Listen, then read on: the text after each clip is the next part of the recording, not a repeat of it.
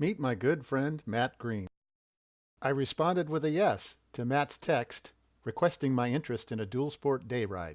Not really having a plan in mind, Matt suggested I hop on over to his place for a little impromptu planning. Discussing this route and that, we wound up just heading off toward Washington Highway 7. A nice curvy two-lane, Washington State Route 7 can be a fun ride if the cager traffic is light. That was not to be on this sunny June 2nd Saturday in 2018, however, and we found ourselves tootling along behind the touristy traffic. Every time I travel this road, I'm reminded of many a trip up to the country, as Dad put it, to visit relatives in Glenoma. This was a familiar landmark, the La Grande Post Office. Sometimes, if we were good, we'd get to stop at this little building for a soft-serve ice cream cone. Of course, just when we were about to get into the canyon and the best twisty bits of the ride, there are automobiles loping along. Come on, folks.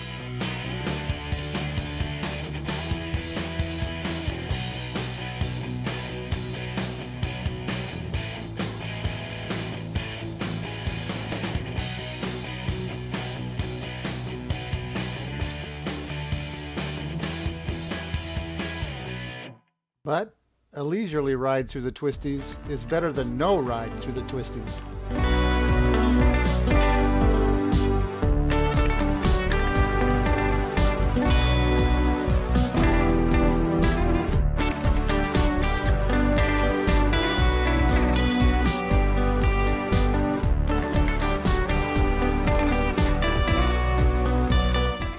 After a sweeping ride through the canyon curves, the road opens up to Alder Lake.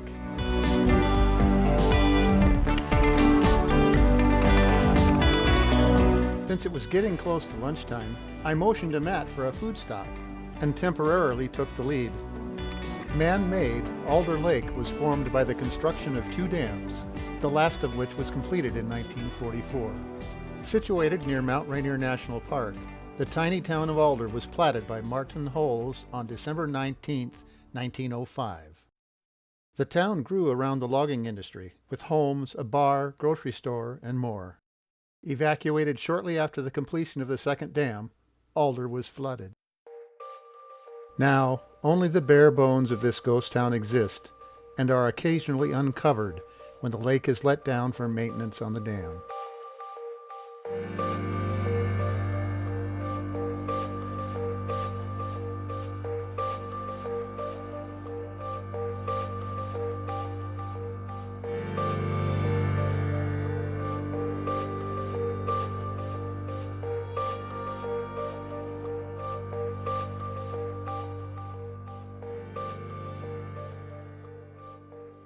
In the summer months, the 3,000-plus acre lake draws plenty of recreational boaters and fishermen.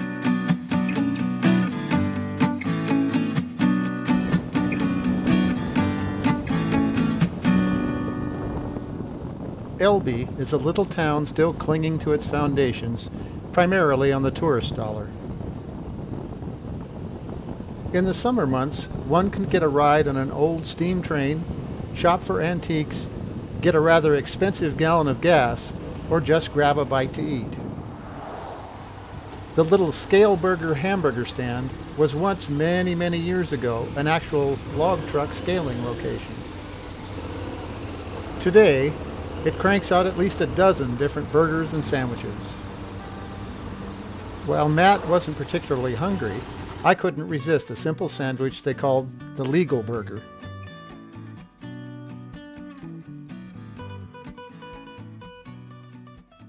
We still didn't really have a route plan, and we discussed Forest Road 74.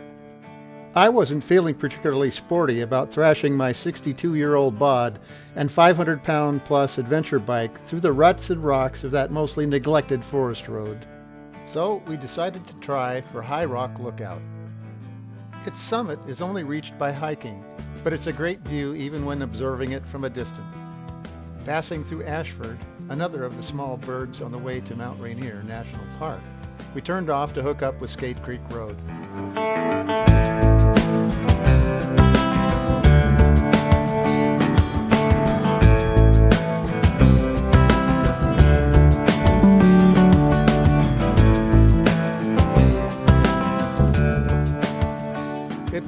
far in that Matt took the opportunity to air down his tires, while I took a different kind of break.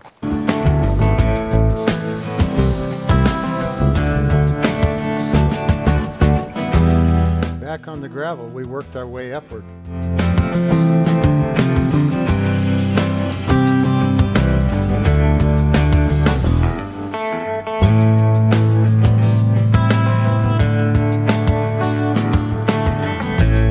Then, in the shady spots, snow lined the road. No biggie. That was probably the worst of it, right?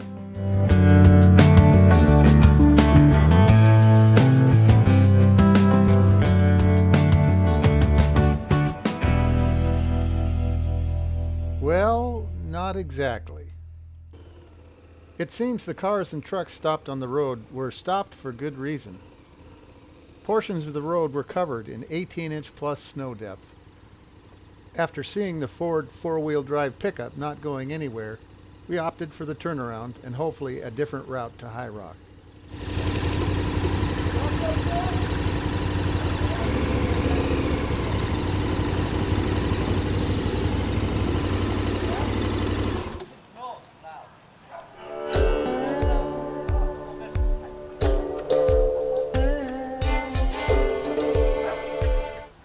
Perhaps a lower elevation road would do the trick?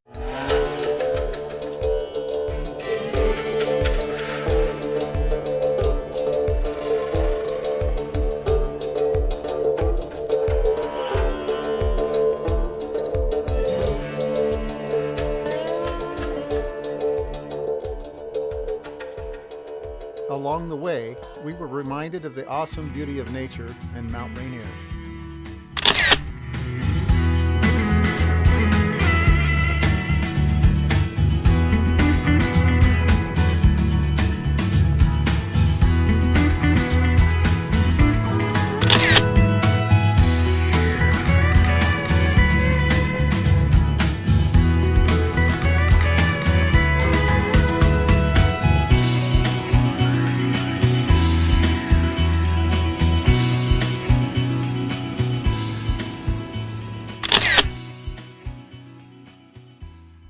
We didn't make too much of the roadside remnants of snow that were left in the shady parts, figuring our lower route would present less of the white stuff.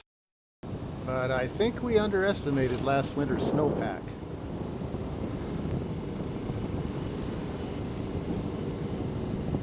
Moving forward, larger portions of the road were covered.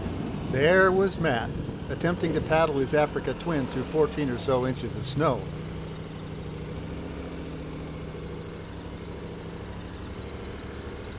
Until it was bogged up to the skid plate. Nothing to do now but dismount and help push. I guess maybe we need a push.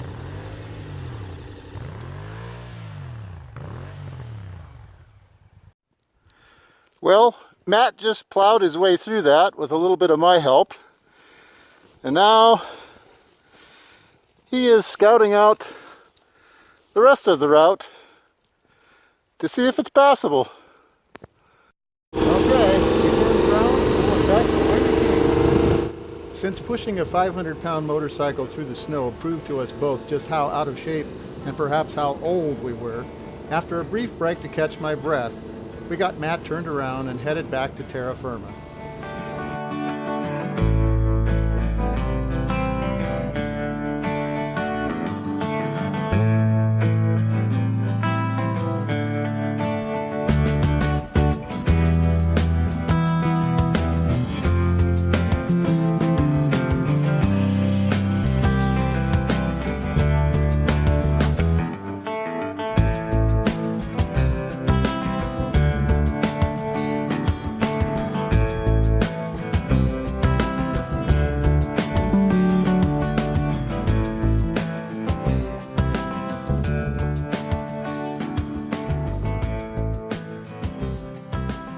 All in all, it was a really fun ride, but I was ready to head for home.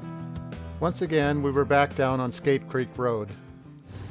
With a fist bump and wishing each other well, I turned back for home while Matt continued on to pack.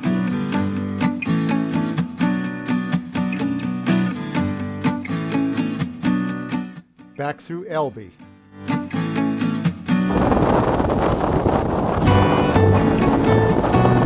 This time taking the cutoff to Eatonville.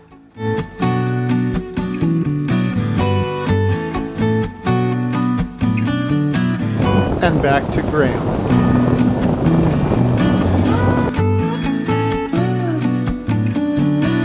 Sun, mild temperatures, beautiful scenery, and having a ride with a good friend. Stellar.